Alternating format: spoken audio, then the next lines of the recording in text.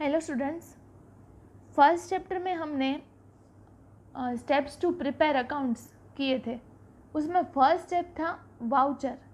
So what is the meaning of voucher? तो voucher क्या है कि वो एक रिटर्न डॉक्यूमेंट है जो बिजनेस ट्रांजैक्शन में एज अ प्रूफ यूज़ किया जाता है। The pillar of accounting is voucher. First step to write account is voucher. Voucher is a written document on the basis of transaction. The nature of transaction is determined through voucher. Purchase transaction, sales transaction, bank के transaction है, expense है, income के transactions है, asset transaction, payable, ये सारी चीज़ें, ये सारे ट्रांजेक्शन है वो वाउचर से होते हैं. Types are determined on the basis of voucher. A voucher is use as a return and authentic evidence for which two parties transaction is made, where only one party is voucher giver and another party is voucher receiver. one party है वो voucher giver है और other party है voucher receiver. Except the same voucher has different purpose of both parties. After recognizing the nature of transactions are recorded in the books of business as per applicable rules of accounting.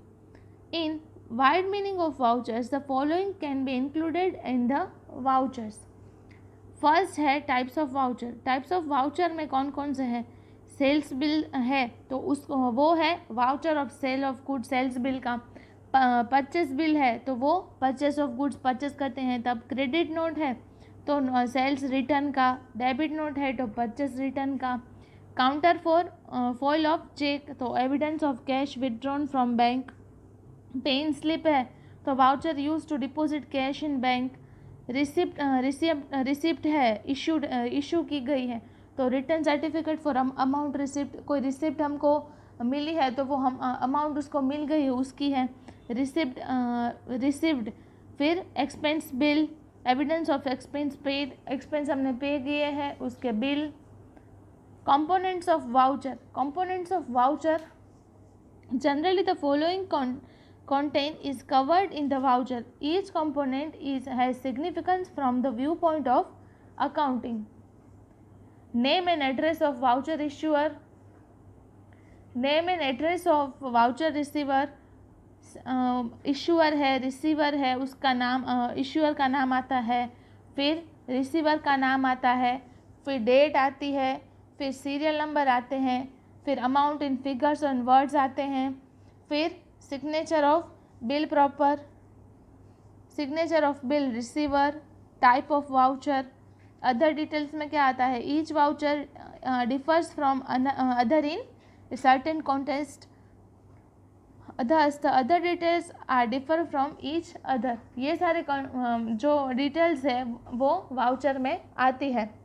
Name of issuer, receiver, date आती है, serial number, amount होती है figures में, फिर signature किसकी? तो जो prepare करता है उसकी, रिसीव करता है उसकी, फिर टाइप ऑफ वाउचर. ये सारी चीज़ें हैं वो कंपोनेंट्स ऑफ वाउचर में इंक्लूड होती है. अब dual effect of transaction and the double entry system. As per its name itself, 2 entries are done for each transaction. Normally, business transaction is also between two parties. The transaction between those two parties may be following matter. Dual effect में जो transaction है ये matter से हो सकते हैं. First है any person takes benefit of business और गिव्स बेनिफिट टू बिजनेस. जिसको बेनिफिट मिला है या जिसने बेनिफिट दिया है तो ये ट्रांजेक्शन ये 2 पार्टी के बीच में ही होगा. फिर इंक्रीज और डिक्रीज इन गुड्स और असेट्स. गुड्स में इंक्रीज डिक्रीज हुआ है, असेट परचेस सेल हुई है तो वो भी एक ट्रांजेक्शन हुआ है ड्यूअल एंट्री का.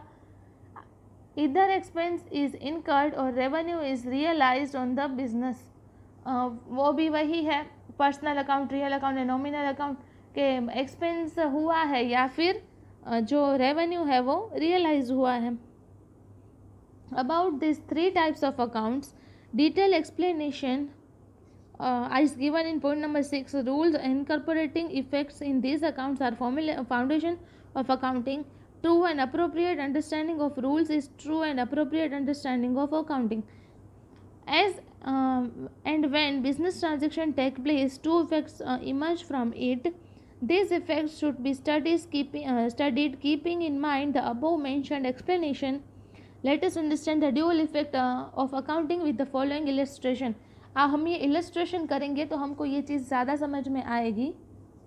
अब यहाँ पे illustration 3 दिया गया है. Which two effects would be take place for accounting following transaction? Explain. अब फर्स्ट है कि मनोज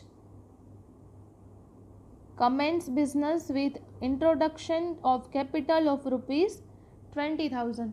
मनोज ने बिजनेस स्टार्ट किया है कैपिटल ऑफ ₹20,000. तो ये ट्रांजैक्शन है बिजनेस जो है वो कमेंस हुआ है विथ कैपिटल ऑफ ₹20,000. तो उसकी फर्स्ट इफेक्ट क्या हुई कि हम क्या है, हमको अकाउंट्स लिखने हैं तो हम एज अ बिजनेस हम अकाउंट्स लिखेंगे. तो हम बिजनेस में कैश आई है तो इफेक्ट इन कैश अकाउंट आएगा. और सेकंड इफेक्ट कहाँ पे आएगी कि ओनर इंट्रोड्यूस कैपिटल.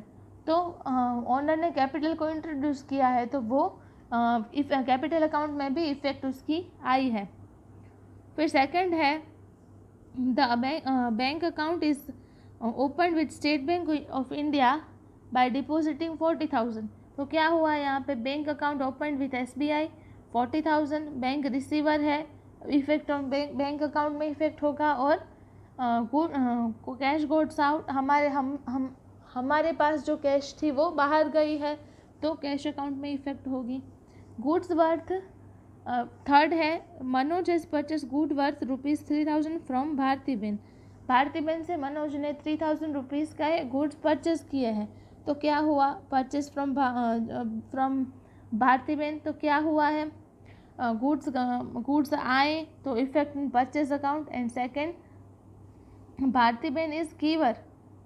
तो क्या हुआ, effect on Bharatiben's account. Bharatiben's के अकाउंट में भी इफेक्ट होगा. उसके बाद है Manoj sold goods worth ₹5,000 to Vipul. Vipul को 5,000 के गुड्स सेल किए हैं तो goods sold worth ₹2,000 for cash. तो cash comes in, dual effect on cash account. Cash account में इफेक्ट होगा. और उसके बाद गुड गोज आउट तो effect in sales account. Okay. फिर क्या है, Manoj purchase furniture worth 1,500. Furniture purchase हुआ है 1,500 का तो फर्नीचर कम्स इन, फर्नीचर आया है, effect on furniture account. And cash goes out तो इफेक्ट ऑन कैश अकाउंट भी होगा. उसके बाद है सेवेंथ कमीशन पेड. कमीशन पे किया है तो क्या हुआ है, एक्सपेंस हुआ है तो कमीशन अकाउंट में इफेक्ट होगी. और उसके बाद कैश गोज आउट तो इफेक्ट ऑन कैश अकाउंट भी होगा कि कमीशन हमने पे किया तो क्या हुआ, कैश अकाउंट में भी इफेक्ट उसकी आई क्योंकि हमारे पास से जो कैश थी वो हमने पे कर दी है. उसके बाद है विपुल रिटर्न गुड वर्थ ₹2,200. ठीक है.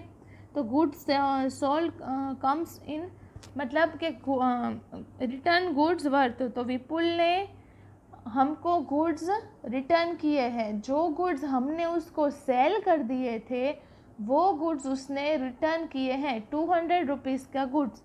तो क्या हुआ, effect on sales return account. तो सेल्स रिटर्न अकाउंट में इफेक्ट होगा. और उसके बाद विपुल के अकाउंट में भी उसकी इफेक्ट आएगी.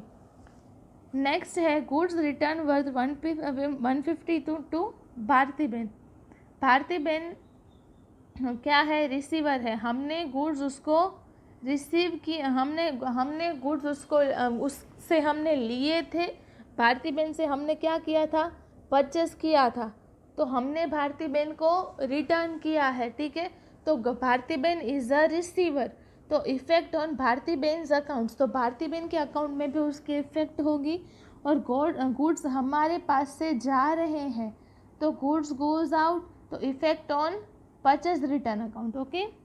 Check of ₹2850 issued to Bharatiben. Bharatiben को इतने रुपीज़ का चेक हमने इश्यू करवाया है तो भारतीबेन रिसीवर है तो भारतीबेन के अकाउंट में जो है वो इफेक्ट होगी. और बैंक इज़ गिवर, चेक है इसलिए बैंक इज़ गिवर तो effect on bank account also. फिर है विपुल गेव चेक फॉर ₹4,800।